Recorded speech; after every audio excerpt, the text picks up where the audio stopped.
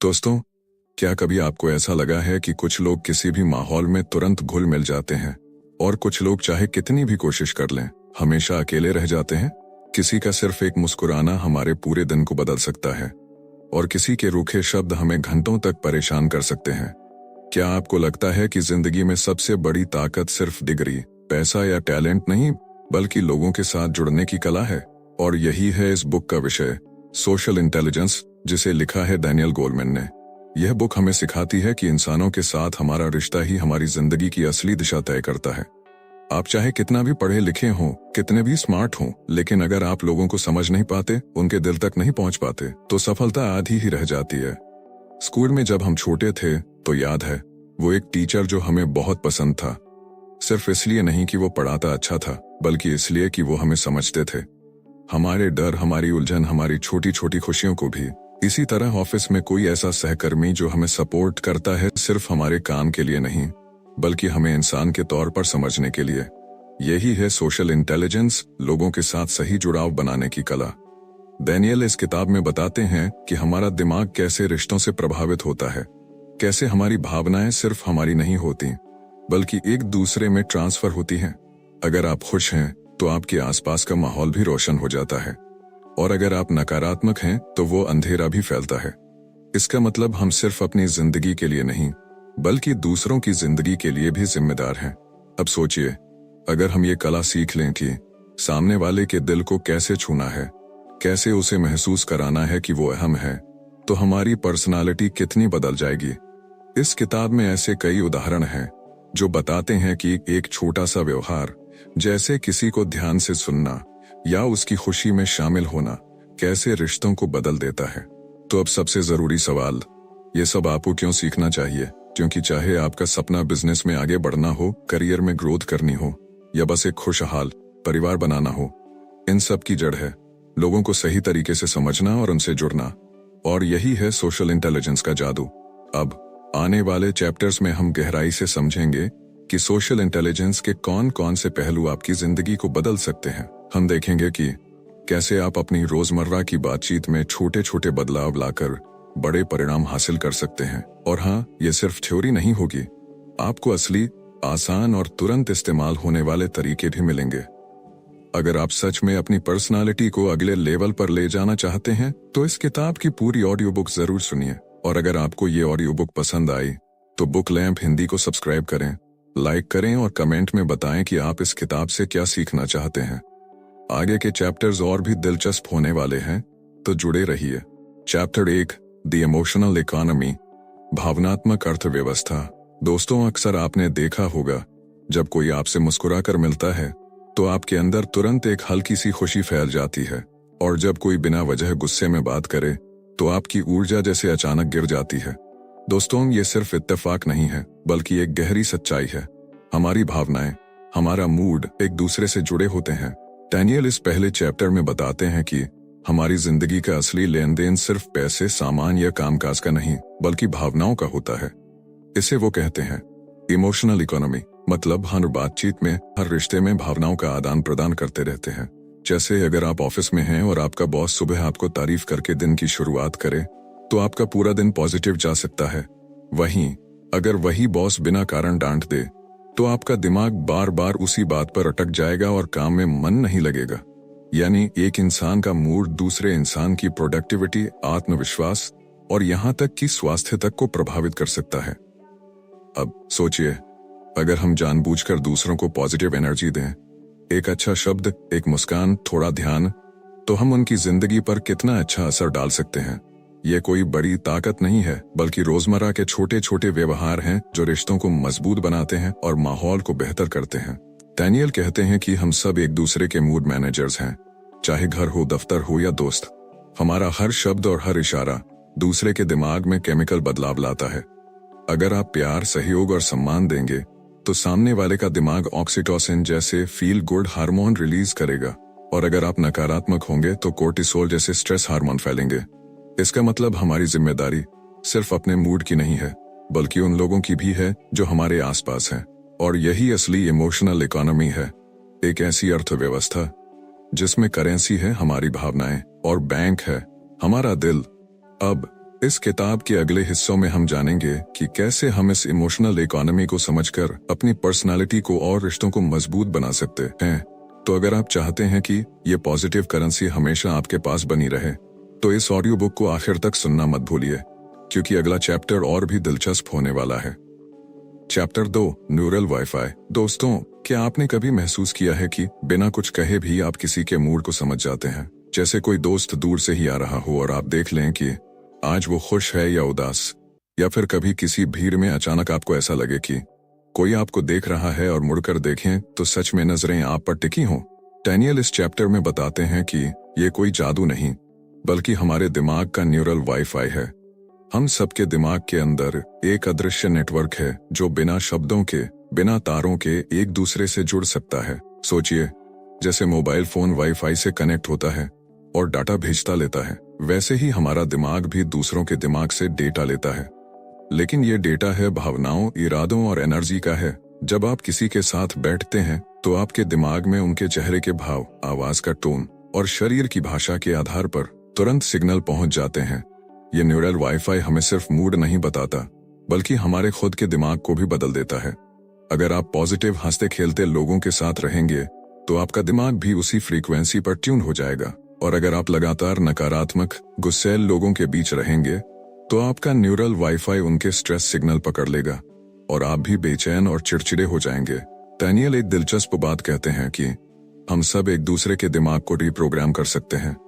इसका मतलब आपकी मौजूदगी सिर्फ आपकी नहीं है, बल्कि वो सामने वाले के लिए एक अनुभव है। अच्छा या बुरा, ये आप पर निर्भर करता है।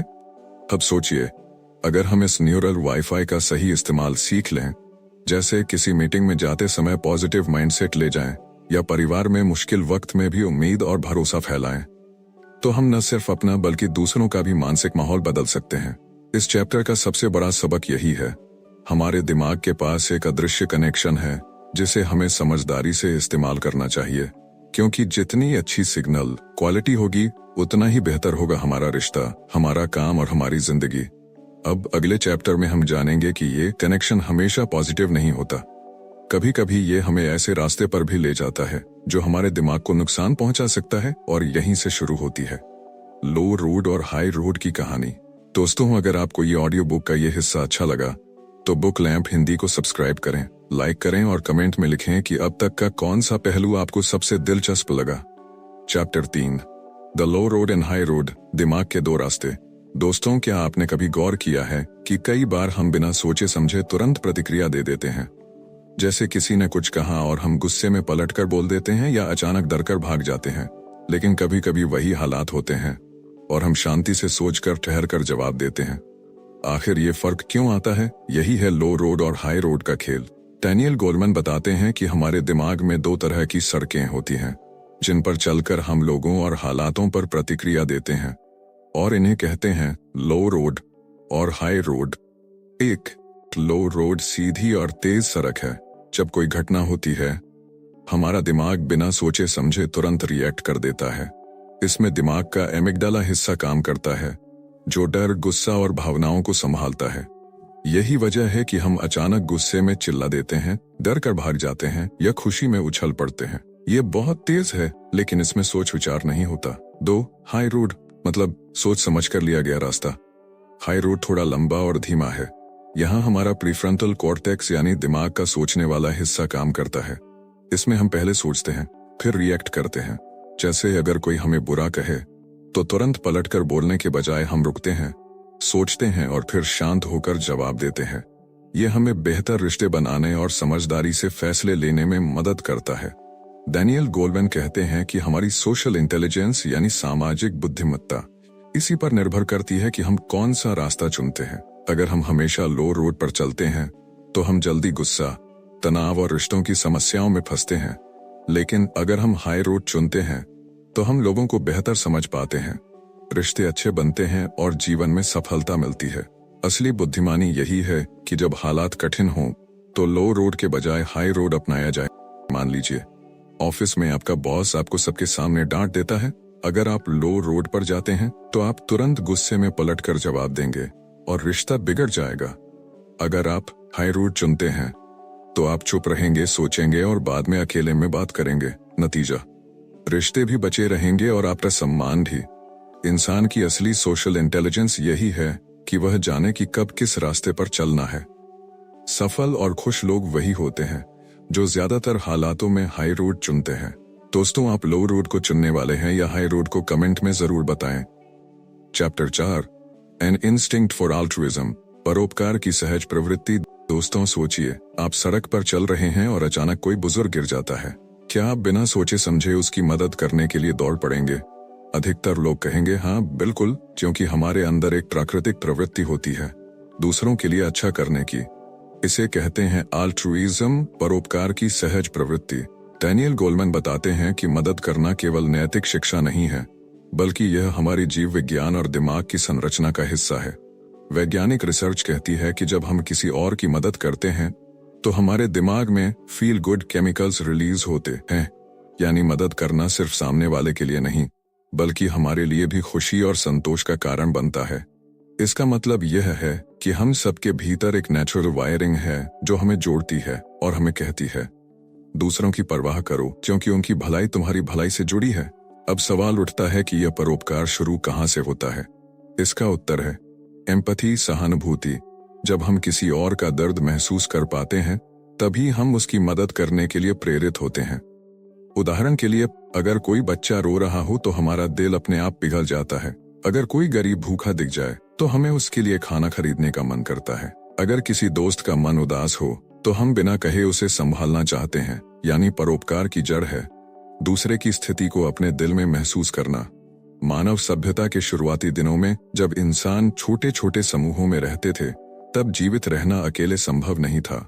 शिकार करना, बच्चों की परवरिश करना, बीमारों की देखभाल करना, यह सब केवल समूह की मदद से होता था। इसी वजह से जो लोग दूसरों की मदद करते थे उनकी जातियां जीवित रहीं और आगे बढ़ीं। यानी परोपकार सिर्फ एक भावना नहीं, बल्कि जीवित रहने की रणनीति भी था। आज भले ही हम बड़े शहरों में रहते हैं, टेक्नोलॉजी का जमाना है, लेकिन हमारी यह प्रवृत्ति कहीं गई नहीं है। कभी आप ध्यान देंगे तो पाएंगे प्राकृतिक आपदा आए तो लोग बिना जान पहचान के मदद के लिए निकल पड़ते हैं। कोई सड़क दुर्घटना हो तो राहगीर पुलिस और एम्बुलेंस बुला देते हैं। ऑनलाइन प्लेटफॉर्म पर भी लोग दान करते हैं, क्योंकि उनके दिल में परोपकार की वही पुरानी आवाज बोलती है। यही बात साबित करती है कि इंसान अब भी मूल रूप से सामाजिक और परोपकारी प्राणी है। वैज्ञानिक रिसर्च यह भी कहती है कि जब हम किसी की मदद करते हैं तो हमारे दिमाग में ऑक्सीटोसिन और डोपामाइन जैसे हार्मोन रिलीज होते हैं। इससे हमें अंदर से एक गहरी खुशी और शांति मिलती है। इसे कहा जाता है हेल्पर्स हाई। यानी मदद करने वाला सिर्फ सामने वाले को ही खुश नहीं करता, बल्कि खुद भी गहरी तसल्ली महसूस करता है।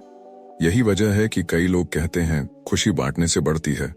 डैनियल गोलमैन मानते हैं कि सोशल इंटेलिजेंस का असली दिल यही है, परोपकार। क्योंकि अगर हम केवल खुद के बारे में सोचेंगे तो हमारी सामाजिक बुद्धिमत्ता अधूरी रहेगी। लेकिन जब हम दूसरों की भलाई को अपनी भलाई समझते हैं, तब हम सच्चे मायनों में सामाजिक रूप से बुद्धिमान बनते हैं। यही वो गुण है जो हमें मशीनों से अलग बनाता है। मशीनों में तेज दिमाग हो सकता है, लेकिन दिल से इंसानियत सिर्फ इंसानों में है। कल्पना कीजिए, एक ट्रेन में सफर करते वक्त अचानक एक बुजुर्ग आदमी गिर पड़ता है।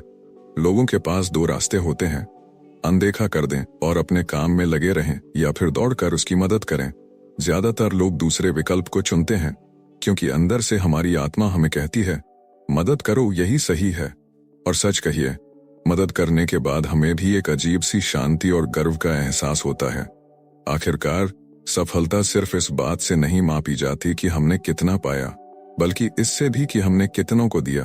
अब अगले चैप्टर में हम समझेंगे कि दिमाग कैसे दूसरों की भावनाएं पढ़ सकता है और क्यों सहानुभूति रिश्तों में सबसे बड़ा पुल है। दोस्तों, अगर आपको ये ऑडियो बुक पसंद आ रही है तो यकीन मानिए आगे के चैप्टर्स भी आपको जरूर पसंद आएंगे। और हाँ, अभी आप कमेंट में बताएं कि आखिरी बार आपने किसकी मदद की थी और उससे आपको कैसा महसूस हुआ। बने रहिए, क्योंकि अगला चैप्टर आपके दिल को और गहराई से छूने वाला है। Chapter 5, the neuroscience of empathy, सहानुभूति का विज्ञान और इसका असर। दोस्तों, सोचिए, अगर इंसान के जीवन से सहानुभूति यानी एम्पैथी को हटा दिया जाए तो क्या होगा? हम एक दूसरे को केवल वस्तुओं की तरह देखने लगेंगे। कोई रो रहा होगा तो हमें फर्क नहीं पड़ेगा, कोई दर्द में होगा तो हमें उसकी पीड़ा समझ नहीं आएगी। समाज टूट जाएगा, रिश्ते खोखले हो जाएंगे और इंसानियत अपनी असली पहचान खो देगी। यही कारण है कि सहानुभूति केवल एक भावनात्मक गुण नहीं, बल्कि हमारी सामाजिक बुद्धिमत्ता का सबसे बड़ा आधार है। अब सवाल यह है कि आखिर सहानुभूति होती कैसे है? क्या यह केवल एक सीखा हुआ व्यवहार है या हमारे दिमाग में इसकी कोई जैविक जड़ मौजूद है? डेनियल बताते हैं कि विज्ञान ने यह साबित कर दिया है कि हमारे दिमाग में मिरर न्यूरॉन्स नाम की विशेष तंत्रिका कोशिकाएं होती हैं, जो हमें दूसरों की भावनाएं समझने और महसूस करने में मदद करती हैं। उदाहरण के लिए, जब आप किसी को दर्द में देखते हैं तो आपके दिमाग का वही हिस्सा सक्रिय हो जाता है जो तब सक्रिय होता है जब आप खुद दर्द महसूस करते हैं। यानी हम केवल देखते नहीं बल्कि अंदर से महसूस भी करते हैं। यही न्यूरोलॉजिकल प्रक्रिया सहानुभूति की असली नींव है। सोचकर देखिए, क्यों एक माँ अपने बच्चे के हल्के से रोने पर भी बेचैन हो जाती है? क्यों हम किसी अनजान व्यक्ति को गिरते हुए देखकर तुरंत उसकी मदद के लिए दौड़ पड़ते हैं? ये सब केवल संस्कार नहीं है, बल्कि हमारे मस्तिष्क का स्वाभाविक प्रोग्राम है। न्यूरोसाइंस हमें ये बताता है कि इंसान जैविक रूप से इस तरह बनाया गया है कि वह दूसरों की भावनाओं को पकड़े और उनसे जुड़े। लेकिन सहानुभूति केवल दर्द महसूस करने तक सीमित नहीं है, इसमें खुशी भी शामिल है। जब आपका दोस्त सफलता हासिल करता है और आप उसके लिए सच्चे दिल से खुश होते हैं, तो ये भी सहानुभूति है। हम केवल दुख ही नहीं बल्कि खुशी भी शेयर करते हैं। यही साझा अनुभव रिश्तों को मजबूत बनाता है और हमें एक गहरे स्तर पर जोड़ता है। अब जरा सोचिए, अगर सहानुभूति इतनी स्वाभाविक है तो फिर दुनिया में इतनी हिंसा, क्रूरता और दूसरों के प्रति बेरुखी क्यों दिखाई देती है? इसका जवाब भी विज्ञान में है। हमारा दिमाग सहानुभूति के लिए तो बना है, लेकिन कई बार समाज, माहौल और व्यक्तिगत अनुभव हमारी इस क्षमता को दबा देते हैं। अगर कोई बच्चा ऐसे वातावरण में बड़ा होता है जहां प्यार, समझ और देखभाल नहीं मिलती, तो उसके दिमाग के वे हिस्से उतने सक्रिय नहीं हो पाते जो सहानुभूति के लिए जरूरी है। यही कारण है कि कई लोग भावनात्मक रूप से ठंडे हो जाते हैं और दूसरों की भावनाओं को समझने में असमर्थ रहते हैं। इसका एक और महत्वपूर्ण पहलू है, सहानुभूति हमें न केवल व्यक्तिगत रिश्तों में मदद करती है, बल्कि बड़े पैमाने पर समाज को भी बदलती है। अगर नेता, शिक्षक, डॉक्टर या बिजनेस लीडर सहानुभूतिपूर्ण हों, तो वे अपने लोगों को गहराई से समझ पाएंगे, उनकी जरूरतों को महसूस करेंगे और सही फैसले लेंगे। इसके विपरीत, अगर सहानुभूति की कमी हो, तो निर्णय स्वार्थी, ठंडे और हानिकारक हो जाते हैं। गोलमैन यह भी बताते हैं कि सहानुभूति 3 स्तरों पर काम करती है। पहला है कॉग्निटिव एम्पैथी, यानी ये समझना कि सामने वाला क्या सोच रहा है। दूसरा है इमोशनल एम्पैथी, यानी यह महसूस करना कि सामने वाला कैसा महसूस कर रहा है। और तीसरा है कंपैशनेट एम्पैथी, यानी न केवल समझना और महसूस करना बल्कि सक्रिय होकर उसकी मदद करने के लिए कदम उठाना। यही तीसरा स्तर हमें सच्चे अर्थों में इंसान बनाता है। अब इसका हमारे जीवन में क्या मतलब है?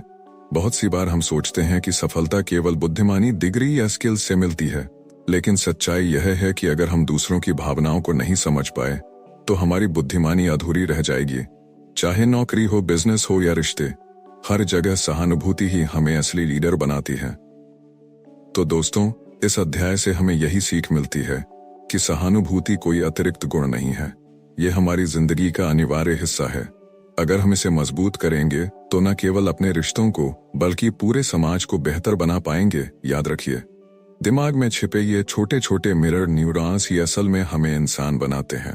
अब अगले चैप्टर में हम देखेंगे कि भावनाओं की दुनिया में सिर्फ रोशनी ही नहीं होती, कभी कभी वहां अंधेरा भी होता है, और ये अंधेरा 3 खतरनाक व्यक्तित्व लक्षणों में छिपा होता है। इसको कहते हैं द डार्क ट्रायड।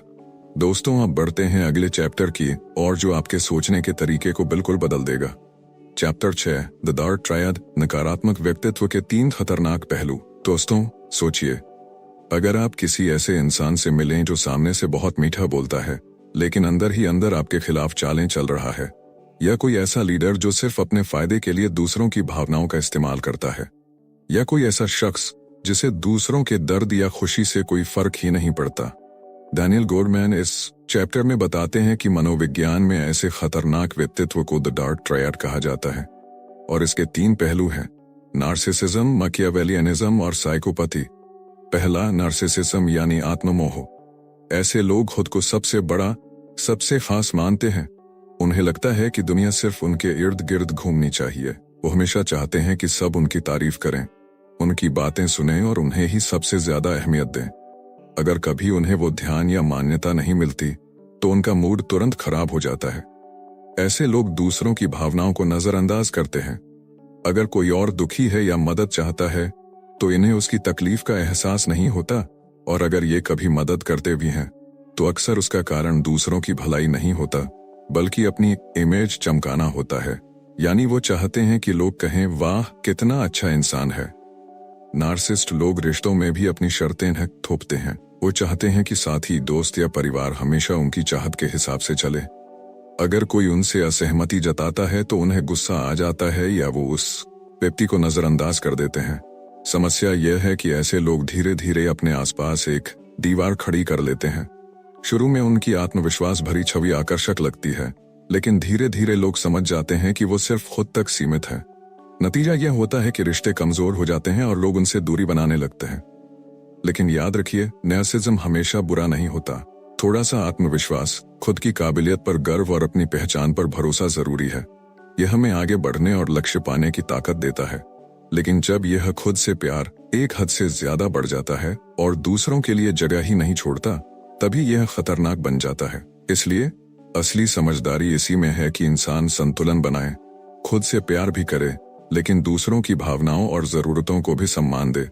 क्योंकि असली सफलता और इज्जत सिर्फ तारीफें इकट्ठा करने से नहीं, बल्कि सच्चे रिश्तों और जुड़ाव से मिलती है। दूसरा है मैकियावेलियनिज्म, यानी चालाक और जोड़ तोड़ करने वाली सोच। ऐसे लोग दूसरों का भरोसा जीतकर फिर उसी भरोसे का इस्तेमाल अपने फायदे के लिए करते हैं। रिश्ते उनके लिए दिल से जुड़ाव नहीं, बल्कि सिर्फ एक साधन होते हैं। ये लोग बहुत ठंडे दिमाग से फैसले लेते हैं, जहां नैतिकता या ईमानदारी की कोई जगह नहीं होती। बाहर से ये भरोसेमंद और दोस्ताना लग सकते हैं, लेकिन अंदर से हर समय ये सोचते हैं कि कैसे सामने वाले को इस्तेमाल करूं। शुरुआत में ये लोग स्मार्ट और सफल दिखते हैं, लेकिन जब दूसरों को इनके असली इरादे समझ आते हैं तो भरोसा टूट जाता है और रिश्ते खोखले हो जाते हैं। असली ताकत यही है कि दिमाग की चालाकी को दिल की सच्चाई के साथ मिलाकर इस्तेमाल किया जाए। तीसरा है साइकोपैथी, यानी संवेदनहीनता और अपराधी मानसिकता। ऐसे लोगों में अपराध बोध, पछतावा या सहानुभूति जैसी भावनाएं लगभग नहीं होती। अगर ये किसी को चोट भी पहुंचा दें तो इन्हें कोई फर्क नहीं पड़ता। दूसरों के दर्द, दुख या आंसू से ये जरा भी प्रभावित नहीं होते। ये लोग अक्सर बेहद जोखिम भरे और खतरनाक फैसले अचानक ले लेते हैं। उनके अंदर डर और पछतावे की कमी होती है, इसलिए कई बार वे ऐसे काम कर जाते हैं जो समाज के लिए नुकसानदेह होते हैं। बाहर से ये लोग आकर्षक या आत्मविश्वासी भी लग सकते हैं, लेकिन उनके अंदर भावनाओं की गहराई नहीं होती। इनके साथ जुड़ाव रखना मुश्किल होता है, क्योंकि ये सिर्फ अपने फायदे और थ्रिल के लिए जीते हैं। यही कारण है कि साइकोपैथी को समाज के लिए सबसे खतरनाक व्यक्तित्व पैटर्न माना जाता है। कोलमैन कहते हैं कि ये तीनों लक्षण अगर एक इंसान में एक साथ आ जाएं, तो वो रिश्तों, टीम और समाज तीनों के लिए खतरा बन सकता है। ऐसे लोगों का दिमाग दूसरों के न्यूरल वाईफाई से कट जाता है, यानी वो भावनात्मक कनेक्शन नहीं बना पाते, सिर्फ अपने एजेंडे पर चलते हैं। अब सवाल है, हमें ऐसे लोगों से कैसे बचना चाहिए? पहला कदम है पहचानना। अगर कोई हमेशा बातचीत में खुद को ही बड़ा दिखाता है या बार बार आपको अपने फायदे के लिए इस्तेमाल करता है या आपके दर्द को हल्के में लेता है, तो सतर्क हो जाइए। दूसरा कदम है सीमाएं तय करना। ऐसे लोगों को अपनी भावनाओं, समय और भरोसे का पूरा एक्सेस मत दीजिए। इस चैप्टर का सबसे बड़ा सबक यही है, दुनिया में बहुत से लोग हैं जो दिल से जुड़े रहते हैं, लेकिन कुछ ऐसे भी हैं जो सिर्फ लेने के लिए जुड़ते हैं, देने के लिए नहीं। आपका काम है फर्क पहचानना और खुद को बचाना। अब अगले चैप्टर में हम देखेंगे माइंड ब्लाइंड, जब इंसान दूसरों की भावनाओं को महसूस ही नहीं कर पाता और इसका असर रिश्तों पर कितना गहरा होता है। अगर आपको ये हिस्सा सोचने पर मजबूर करता है तो बुक लैंप हिंदी को सब्सक्राइब करें, लाइक करें और कमेंट में बताएं, क्या आपने कभी ऐसे किसी शख्स को करीब से देखा है? चैप्टर 7 माइंड ब्लाइंड, दूसरों की भावनाओं को पहचानने में असमर्थता। दोस्तों सोचिए, अगर आपके सामने कोई उदास बैठा हो, लेकिन आप उसकी आंखों में छुपा दर्द महसूस ही ना कर पाए, या फिर कोई आपके साथ खुश होकर बातें कर रहा हो, लेकिन आप उसके असली उत्साह को समझ ही ना पाए। यही है माइंड ब्लाइंड, यानी ऐसी स्थिति जब इंसान दूसरों की भावनाओं, इशारों या चेहरे के भाव को पढ़ नहीं पाता। ये कमी कई बार हमारे रिश्तों को गहराई से प्रभावित कर देती है। हम सामने वाले की जरूरत, उसकी परेशानी या उसकी खुशी को पहचान नहीं पाते और नतीजा यह होता है कि वह हमसे भावनात्मक रूप से दूर हो जाता है। डैनियल गोलमैन बताते हैं कि ऐसा सिर्फ लापरवाही की वजह से नहीं होता, बल्कि हमारे दिमाग के कुछ हिस्से अगर सही तरह से एक्टिव ना हो तो हम ये भावनात्मक सिग्नल मिस कर देते हैं। उदाहरण के लिए, ऑफिस में आपका एक सहकर्मी चुपचाप बैठा है, काम में ध्यान नहीं दे पा रहा, लेकिन आप नोटिस ही नहीं करते। कुछ दिनों बाद पता चलता है कि वह बड़ी परेशानी से गुजर रहा था। अगर हम सही समय पर समझ पाते तो शायद मदद कर सकते थे। माइंड ब्लाइंड हमें याद दिलाता है कि अच्छे रिश्तों के लिए सिर्फ शब्दों को सुनना काफी नहीं है। हमें लोगों की आंखों, आवाज के टोन और छोटे छोटे हाव भाव पर भी ध्यान देना चाहिए। यही असली सोशल इंटेलिजेंस है। अब सोचिए, अगर हम ये कला सीख लें तो हम न सिर्फ लोगों को गहराई से समझ पाएंगे, बल्कि उनके साथ मजबूत और भरोसेमंद रिश्ते भी बना पाएंगे। जब हम किसी की आंखों में छिपा डर पहचान लेते हैं तो हम उन्हें सहारा देने के लिए आगे बढ़ सकते हैं। जब हम किसी की मुस्कान में छुपा दर्द समझ लेते हैं तो हम उनकी चुप्पी को भी आवाज दे सकते हैं। यही वह क्षमता है जो हमें बेहतर दोस्त, अच्छा साथी और संवेदनशील इंसान बनाती है। असल में दूसरों की भावनाओं को पढ़ पाना हमें जीवन के हर क्षेत्र में फायदा देता है। परिवार में यह रिश्तों को गहराई देता है, काम में यह टीम वर्क और भरोसा बढ़ाता है, और समाज में यह हमें एक ऐसा इंसान बनाता है जिस पर लोग बिना डर और शक के भरोसा कर सकें। कहा भी जाता है, जिसे इंसान की भावनाएं समझनी आ जाएं, उसके पास लोगों का दिल जीतने की ताकत आ जाती है। Chapter 8, stress is social. कैसे तनाव सिर्फ निजी नहीं बल्कि सामाजिक भी होता है। दोस्तों, हम अक्सर सोचते हैं कि तनाव यानी स्ट्रेस सिर्फ हमारी प्राइवेट प्रॉब्लम है, जैसे नौकरी का दबाव, पैसों की चिंता, किसी रिश्ते की कड़वाहट या किसी बड़े फैसले का डर। हमें लगता है कि ये सब बस हमारे दिमाग और दिल के भीतर ही सीमित रहता है, लेकिन असली सच्चाई ये है कि स्ट्रेस कभी अकेला नहीं होता, यह हमेशा सोशल भी होता है। सोचिए, जब आप तनाव में होते हैं तो क्या होता है? आपका मूड चिड़चिड़ा हो जाता है, और इस चिड़चिड़ाहट की आग सिर्फ आपको नहीं जलाती बल्कि आपके आसपास के लोगों को भी छू जाती है। घर में माहौल बिगड़ने लगता है, छोटी छोटी बातों पर बहस होती है, ऑफिस में टीम वर्क टूटने लगता है, और दोस्तों से आपकी दूरी बढ़ जाती है। यानी आपका निजी तनाव धीरे धीरे आपके पूरे सोशल सर्कल में फैलने लगता है। और यही से हमें एक गहरी सीख मिलती है। स्ट्रेस को सिर्फ पर्सनल नहीं बल्कि रिलेशनल यानी रिश्तों के स्तर पर भी समझना चाहिए। तो दोस्तों, अब सवाल ये है कि सोशल सपोर्ट तनाव को कैसे कम करता है? वैज्ञानिक रिसर्च कहती है कि जब हम अपनी परेशानी किसी भरोसेमंद इंसान से शेयर करते हैं तो हमारे दिमाग में ऑक्सीटोसिन नाम का बॉन्डिंग हार्मोन रिलीज होता है। ये हमें शांत करता है और स्ट्रेस हार्मोन कोर्टिसोल को कम कर देता है। यानी किसी से दिल खोलकर बात करना सिर्फ मानसिक नहीं, शारीरिक रूप से भी तनाव घटा देता है। सोचिए, कितनी बार ऐसा हुआ कि आप बहुत परेशान थे, लेकिन किसी दोस्त से आधा घंटा बातें करके हल्का महसूस हुआ। यही है सोशल सपोर्ट का कमाल। सोशल सपोर्ट 3 तरह का होता है। पहला है इमोशनल सपोर्ट, कोई आपको सुने, समझे और साथ खड़ा हो। दूसरा है प्रैक्टिकल सपोर्ट, कोई आपके कामों में मदद करे। और तीसरा है इंफॉर्मेशनल सपोर्ट, कोई सही सलाह या रास्ता दिखाए। ये तीनों मिलकर तनाव को आधा कर देते हैं। मतलब जितने मजबूत रिश्ते होंगे उतनी ही हमारी रेजिलियंस और खुशहाल जिंदगी होगी। अब सोचिए, अगर हम सब ये कला सीख लें कि स्ट्रेस को अकेले नहीं बल्कि मिलकर झेलना है, तो हमारी सोसाइटी और भी ज्यादा खुशहाल, कनेक्टेड और रेजिलिएंट हो सकती है। तो अगली बार जब आपको लगे कि स्ट्रेस बहुत बढ़ रहा है तो अकेले चुपचाप मत सहें। किसी भरोसेमंद दोस्त से बात करें, किसी की मदद करें, और याद रखें, रिश्ते सिर्फ खुशी के लिए नहीं बल्कि तनाव कम करने के लिए भी भगवान का सबसे बड़ा तोहफा है। तो दोस्तों, ये था इस किताब का आखिरी और बेहद खास चैप्टर, स्ट्रेस इज सोशल। इसमें हमने सीखा कि तनाव सिर्फ हमारी निजी लड़ाई नहीं है बल्कि एक सामाजिक अनुभव भी है। जब हम अकेले अपने तनाव को ढोते हैं तो वो हमें और कमजोर करता है, लेकिन जैसे ही हम किसी भरोसेमंद इंसान से बात करते हैं, अपना दिल खोलते हैं, तो तनाव का बोझ आधा हो जाता है। यही वजह है कि रिश्ते, दोस्ती और परिवार हमारी जिंदगी की असली ताकत है। दोस्तों, यही इस किताब का सबसे बड़ा संदेश है। रिश्तों में जुड़ाव ही असली दवा है। अगर आपको ये ऑडियो बुक पसंद आई हो तो प्लीज चैनल को सब्सक्राइब जरूर करें। इससे मुझे आप तक और भी बेहतरीन किताबों के सार पहुंचाने की प्रेरणा मिलती है। और हाँ, अब मैं आपसे पूछना चाहता हूँ, अगली बार आप किस किताब की ऑडियो बुक सुनना चाहेंगे? क्या आप कोई सेल्फ हेल्प किताब सुनना चाहेंगे या फिर बिजनेस और फाइनेंस से जुड़ी किताब? आप अपने सुझाव मुझे कमेंट में जरूर बताइए। याद रखिए, किताबें सिर्फ पढ़ने की चीज नहीं होती, ये हमारी सोच को बदलने और जिंदगी को नई दिशा देने का जरिया होती है। तो ऑडियो बुक सुनते रहिए, सीखते रहिए और खुद को हर दिन एक नया बेहतर इंसान बनाते रहिए, क्योंकि सीखना ही असली जादू है और ये जादू आपकी जिंदगी बदल सकता है।